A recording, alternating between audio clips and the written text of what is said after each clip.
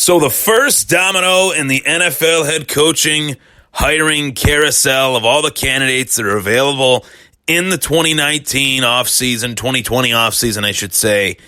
Mike McCarthy, the first domino to fall, as the Dallas Cowboys have just announced that Mike McCarthy is the next head coach of, quote-unquote, America's team. Jerry Jones has finally come to his decision after a period of back and forth, monotonous, time-consuming flirtation with Jason Garrett. They have moved on from Jason Garrett, finally ripping the Band-Aid off, cutting the cord as if it's a very hostile, bad for you, bad for me relationship where both parties just agreed to disagree and said to one another, maybe it's time we part ways. Maybe it's time we move on. And the Dallas Cowboys have done just that. Plenty of reports coming out from NFL Fox's Jay Glazer, pardon me. Jay Glazer, NFL Fox correspondent reporter, said that Jason Garrett would not walk out the door, would not leave when told that he was done. Took a few days to process that information, I guess, for him. And it took a little bit of time for him to clear out his office, get all the filing cabinets out of there, and walk out of the Dallas facility as an unemployed former head coach. And out goes Jason Garrett, in goes Mike McCarthy. I really want to dive into this hire on the Thomas Take Sports podcast today. Among the many other NFL headlines that there are, this wild card weekend was wild, as I said yesterday on Twitter at Trainwreck Sports. As I said on the Thomas Takeover postgame show, you can check out the Thomas Takeover postgame show for all of my thoughts in regards to the Buffalo Bills' 22-19 loss in overtime to the Houston Texans.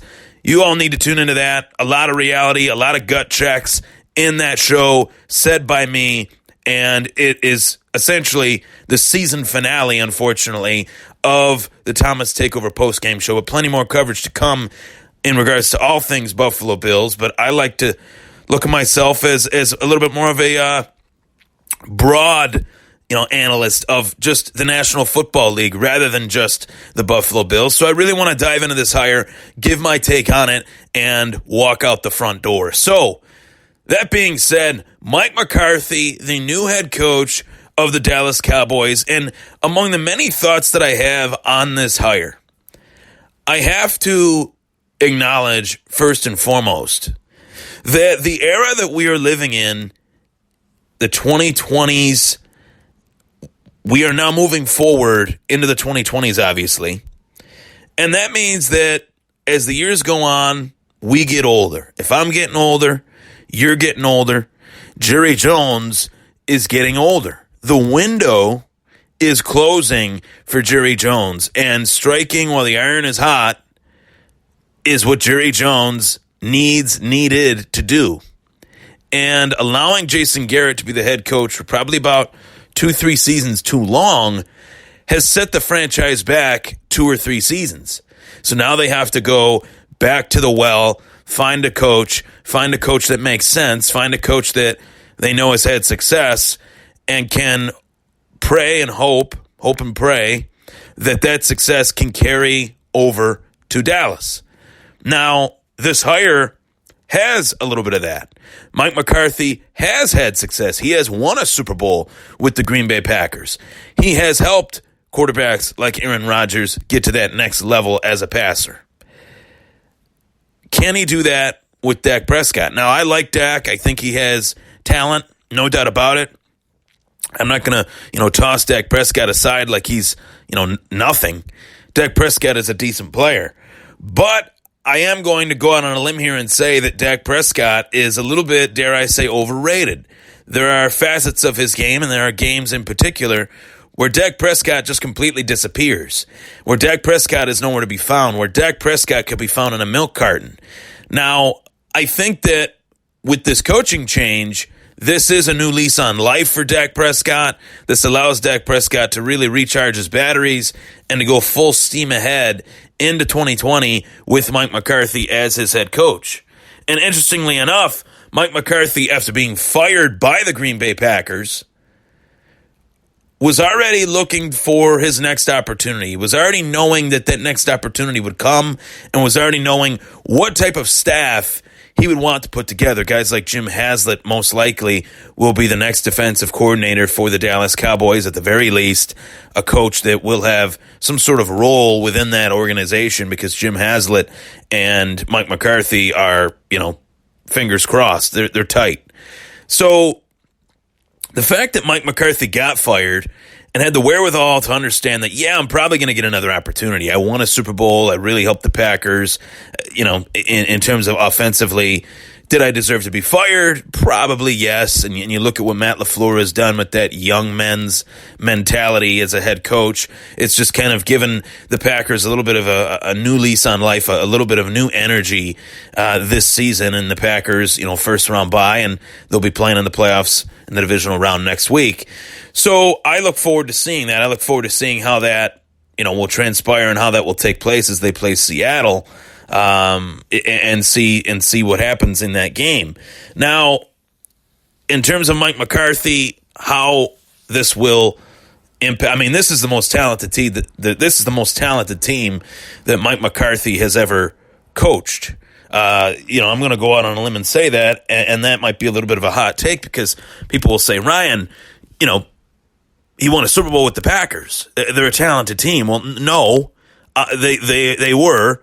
I understand that. He did win a Super Bowl with the Packers, but the Dallas Cowboys are talented. The Dallas Cowboys have Dak Prescott, have Ezekiel Elliott, have one of the best tandems at the wide receiver position that I think you could draw up in Amari Cooper and Michael Gallup. Michael Gallup is a player that I've been really high on in the draft process. Going to Dallas, great fit, fits that offense.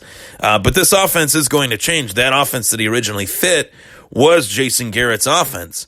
Now I think we will see more of a offensive approach that we saw in Dak Prescott's rookie year and that we saw in the 2014 season during Tony Romo's swan song, ultimately the swan song season of his career, where it's running game, opening up the passing game. And for Ezekiel Elliott to be a key feature in this offense, I think that's an easy and a fair assessment.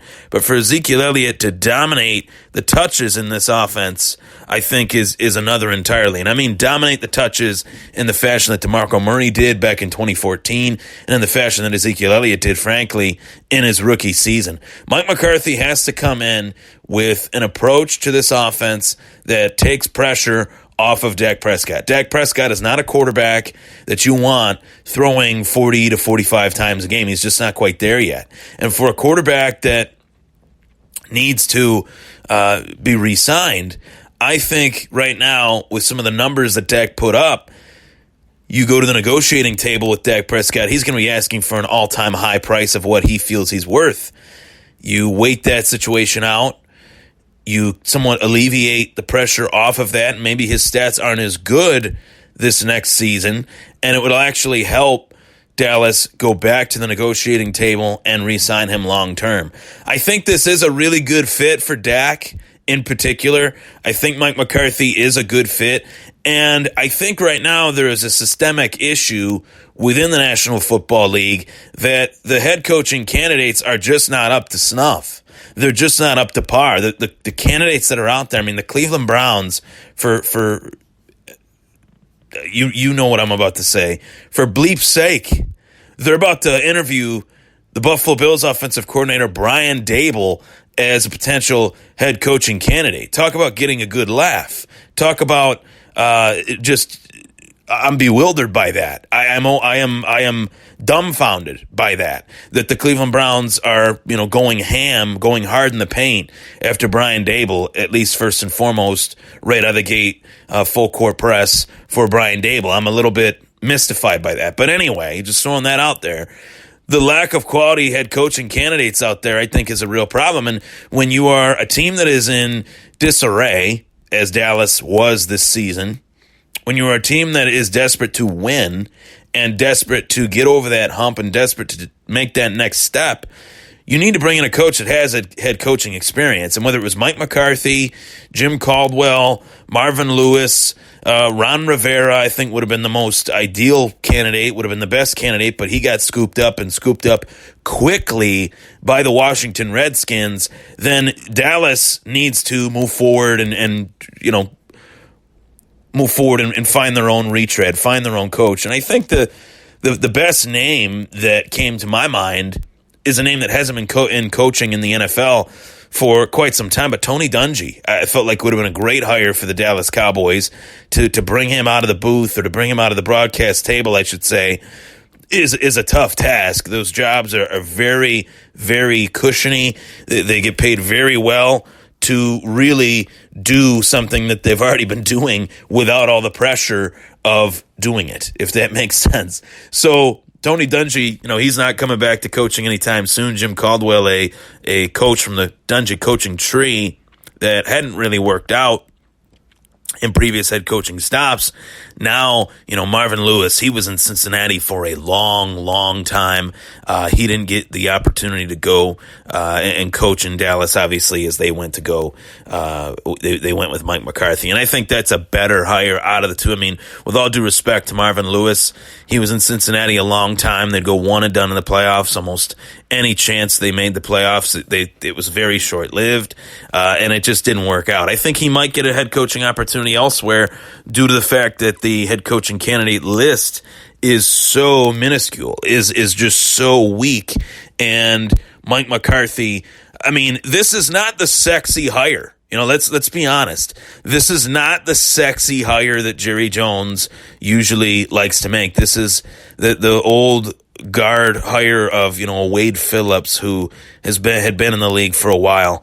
This is not the big tuna. This is not Bill Parcells.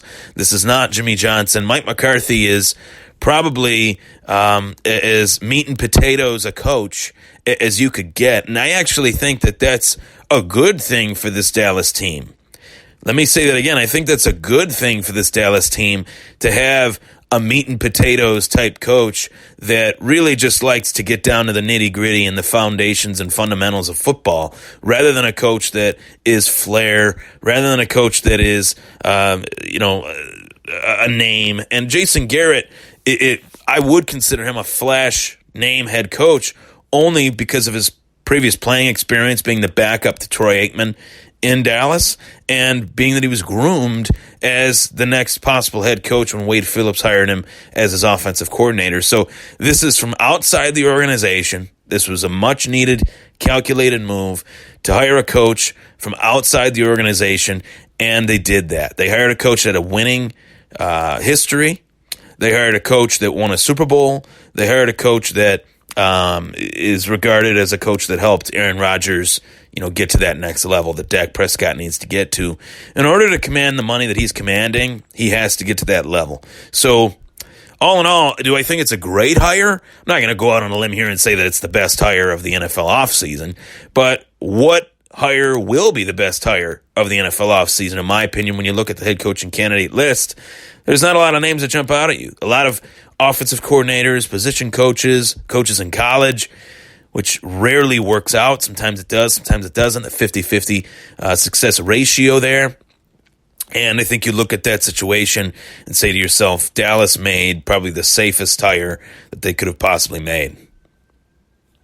That's it. I'm Ryan Thomas. That was the Thomas Take Sports Podcast. Feel free to follow me on Twitter. Follow me on Twitter at Ryan Thomas Take. Follow me on Instagram at Ryan Thomas Take.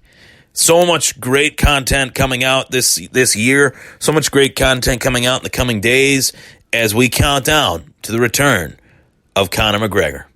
Take care, everybody.